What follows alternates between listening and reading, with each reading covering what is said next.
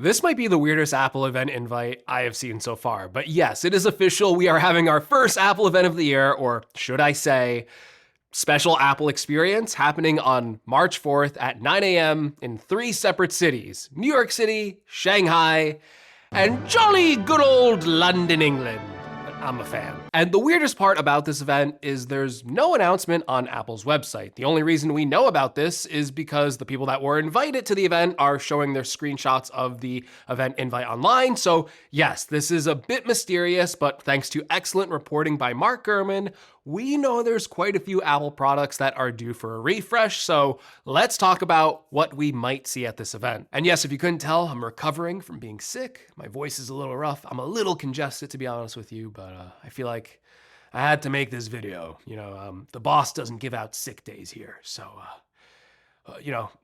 watch till the end, see if I can actually make it through a whole video without losing my voice, and, it'll be a fun experiment to see how far the human will can go for an Apple event video. How exciting. First of all, let's talk about one of the first products we might see at this event, the iPhone 17e. This would be a follow-up to last year's iPhone 16e that I think is actually going to have a few improvements that may fix some of the issues I had with last year's model. So yes, expect a modern chipset upgrade to the 17e. We are expecting a faster A19 chip, an updated C1X 5G modem, but the most important update to this phone is actually 2 small ones. First of all, it's rumored to be getting a base storage bump from 128 gigabytes to 256 gigabytes at the same $600 price point, and that would make this value even better, especially when it's going up against the iPhone 17, which also now has 256 gigabytes of base storage, and from a price to spec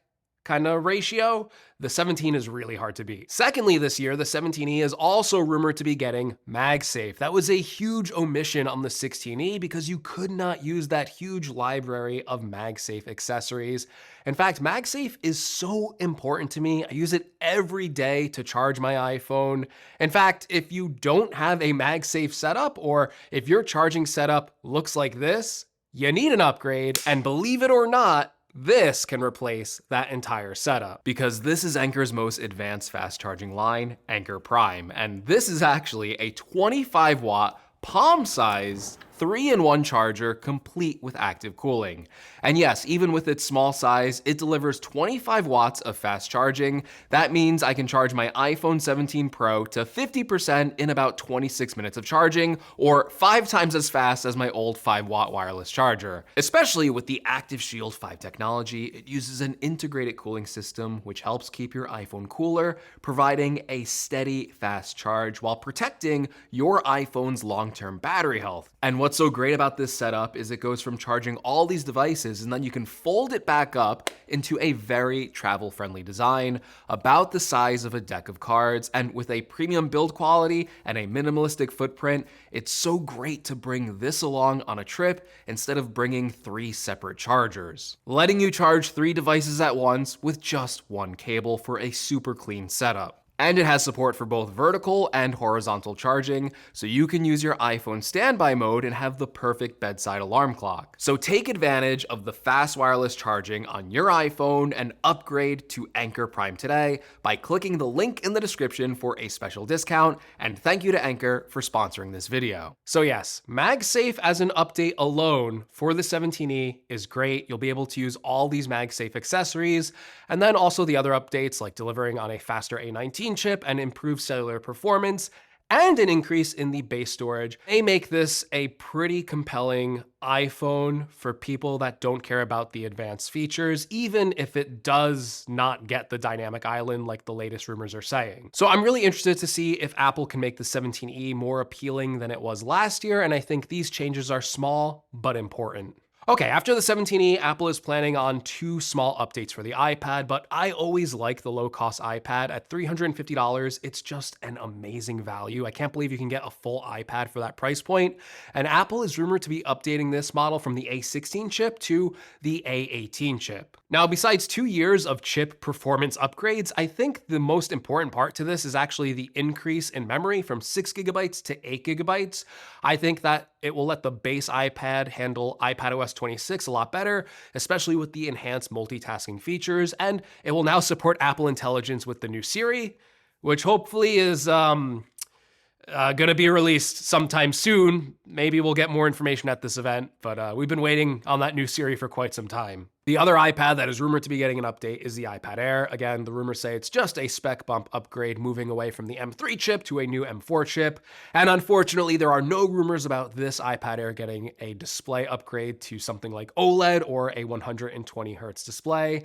I do hope that Apple somehow finds a way to just give it a 120 hertz display, even if it's LCD. I think that would just go a long way for people looking to upgrade to this model. I think 120 hertz is such a useful feature, especially with the Apple Pencil Pro. It's not even just about a faster and smoother display. Like, it actually makes a lot of sense on the iPad Air. So no rumors about it, but maybe just some wishful thinking on my end that now that the regular iPhone 17 has 120 hertz, maybe we'll get like a surprise update for the iPad Air to enable faster refresh rate. All right, but that does bring us to the Mac section. And get ready, because this is basically a Mac event if these rumors are true. So first up, the update to the MacBook Pro is long overdue. We already got an M5 MacBook Pro base model last year, so the M4 Pro and M4 Max versions are obviously due for an upgrade. The rumors say this upgrade would basically be that, a M5 Pro and M5 Max chip upgrade, which should have some really significant gains in CPU and GPU performance. Just don't expect any sort of new redesign just yet. Now, we have already seen that the base level M5 chip is getting a 20% improvement in multi-core CPU performance and upwards of 35% improvement in GPU performance. And on top of that, the M5 is suited for AI workloads with up to 4x performance over the M4. So the M5 Pro and the M5 Max chip only stand to compound these gains and truly deliver on some next level performance that I am really excited to test, especially as an M3 MacBook Pro owner. It may be time for me to upgrade, but I'm trying to hold out for the M6 generation, but we'll see. Now, every Mac needs to be updated to the M5 at some point, so eventually that should mean we should see a new Mac Mini, a new iMac, a Mac Studio, but those aren't necessarily rumored. What is most likely to also show up around this time is a new M5 MacBook Air with the same design as last year, but you guessed it, an upgraded M5 chip to match the M5 MacBook Pro. Now, as you can see, most of the rumored products here are kind of just like spec bump upgrades, but there are two products that are also rumored around this time that I am really excited for. And this next one is probably going to empty my wallet, and that would be a refresh to Apple Studio Display, which is rumored to be getting a bunch of much needed upgrades. Now, one of the new Mac features with the M4 Pro and Max chips was Thunderbolt 5 compatibility, so the M5 Pro and M5 Max MacBook Pro will also get Thunderbolt 5 ports with these faster connections, and that should enable the next Studio Display to achieve a faster refresh rate up to 120 hertz at 5K resolution. On top of that, the Studio Display is also said to be getting the same mini LED backlighting technology as the current MacBook Pros, so that would give the display local dimming zones that can be turned on or off, increasing the contrast ratio for better black levels, and increasing the overall brightness of the display to allow for higher dynamic range. So HDR, better picture quality, a faster refresh rate, that is what I want out of a new Studio Display, so I will definitely get that. And then also, the Studio Display is rumored to be getting an A19 chip in it, which is kind of crazy. But apparently that will only be used to power the features in the display, like the speakers and the camera. But theoretically, an A19 chip could just run Mac OS based on the last rumor we're going to talk about. So I almost wonder, even if it sounds very un-Apple-like, if Apple will let users use the Studio Display as like a big 27-inch iMac. Okay, that's probably not happening, but that would be kind of cool. But yes, the last rumor, and the one that will steal the show, if there is a show, I don't know if there's going to be an event video. I really don't know. This is a weird kind of event that Apple threw out. Is a new rumored MacBook. Not a MacBook Air, not a MacBook Pro. just a MacBook. And yes, this apparently will be a new low-cost option that is rumored to retail for around $600 to $700. It will come in a smaller 13-inch form factor, according to Mark Gurman. And in fact, Mark Gurman says that Apple actually found a way to make the lower-cost aluminum body for this MacBook that will help drive down the cost significantly. And apparently Apple is also going to make these Macs come in different color options. In fact, if we look at the event invite, we can see some of these rumored colored options like green, blue, and yellow. So that may be a clue right there that this low-cost MacBook is coming. Another way Apple will keep the cost down on this MacBook is apparently by using an iPhone chip instead of a Mac chip. The rumors say that this will be powered by an A18 Pro chip with 8 gigabytes of memory, and that would actually make it more powerful than the first generation M1 MacBook Air. So honestly, that would be enough power for customers in this price range. Like, I went back and looked at it. I don't think Apple has ever sold a MacBook below $1,000 directly from them before. So if they do this, that is a big deal. It should expand Apple's market share in the laptop world pretty significantly and lead to a whole new generation of Mac users, because laptops are way more popular than desktops, and the only way to get a Mac this cheap before was the Mac Mini. So I think this MacBook is going to be a big deal, and I am really excited to see how this particular device takes shape and what the story around it might be. But yes, those are all the rumored products to be at Apple's March 4th event. It's going to take place at 9 a.m.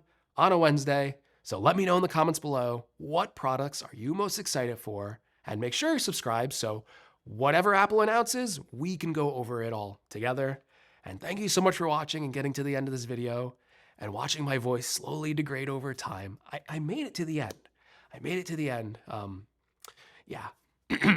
I'm here, I'm alive, and that's all I could ask for. So thank you for watching, and hopefully I'll catch you on the next one, much improved over my current state.